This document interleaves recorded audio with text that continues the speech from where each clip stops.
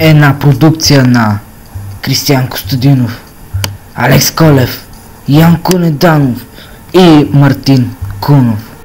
Те представят за вас филма Огнената светкавица. В този филм няма специални ефекти, всичко е реално.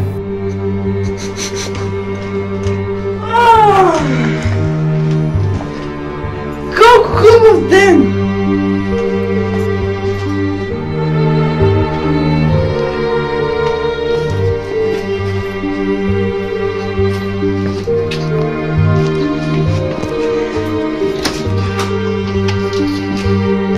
Тогава се случи най-лошото за Мартин.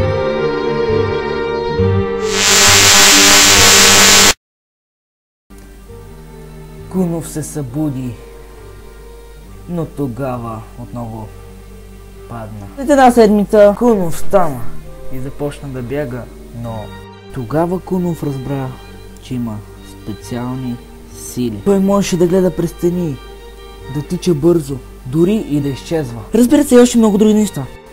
Когато го очакваше неприятна изненада, двама ушоти го фанаха и му набаха мамата. Той не можеше да направи нищо, защото му влезах по най-честния начин от гърба.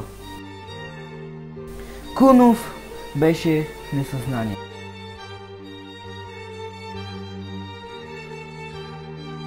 А лошите си тръгнаха като първите босове.